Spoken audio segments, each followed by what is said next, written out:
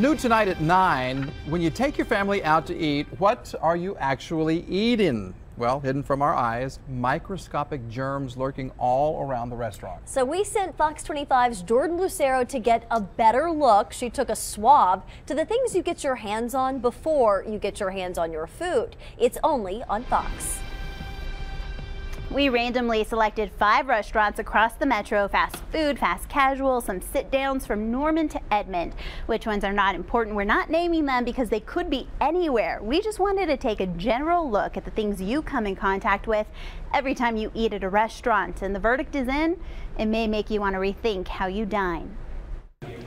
How many germs can fit on a Q-tip? You give them some nutrients to munch on and let them incubate, and you can see how many that swab picked up. Each one of these colonies representing a single cell we found. Where'd they come from? The things you probably touch every time you walk into a restaurant. We took a swab to menus, booths, high chairs, trays, salt and pepper shakers, and soda fountains.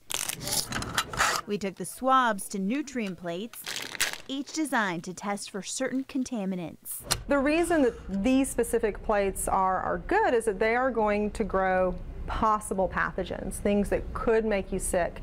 So you're not getting just a wide spread of everything. You're really trying to focus on those things that are possibly contagious, possibly going to cause someone to be very ill. After just a few days, you can see what's grown. Just looking at it, it doesn't look appetizing. We gave it some more time, then took these plates in for a scientific review. Dr. Amy Hurst is a life science professor at Rose State College. This is trend. She deals with this stuff all the time, but even she was surprised by our finds. For the most part, especially the plates that are for fecal contamination, it was quite shocking. So after all those tests, how did all of the items stack up? Salt and pepper shakers were good, the menus weren't too bad, everything else was very interesting. Our tests found E. coli, salmonella, strep, and staph. There's a lot of fecal contaminant on the booths and the high chairs. Those were the 2 most startling locations. The booths at the 3 restaurants we tested were gross. The dark side of these plates test for fecal contamination. Each booth had E. coli, 2 had coliform bacteria, 2 had Staphylococcus aureus, which could be linked to a MRSA infection. On the high chairs, 2 had both E. coli and coliform. One of those also had salmonella. Each had the potentially dangerous staph. And this plate shows a bacillus colony that could cause food poisoning.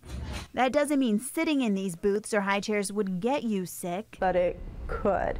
And as soon as you have that chance in there, it's somewhat concerning.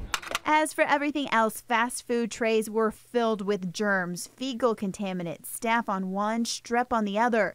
This table tent where this restaurant displays its specials had all of those too. And one menu did have a small amount of E. coli. Soda fountains. Not bad. Not bad. Dr. Hurst says this is an eye-opener that you should be aware of your surroundings. Don't have that security that just because you're doing everything right and washing your hands, that doesn't mean that the place where you're eating or the people that were there before you have done that. Any other, I guess, takeaways from these? Eat at home. And Dr. Hurst guesses the booths and trays may have been infected because they could have been getting wiped down with the same rag over and over. Those breed germs and transfer them easily if they're not passed through bleach after each use. No, I'm just kidding about that. So what can we do to, protect ourselves? Well, you could try washing your hands. The problem is you wash your hands, then you go back out and touch everything, and you're just recolonizing yourself with those germs. So if you really want to, you could take Clorox wipes and just disinfect yourself. There you go. All right.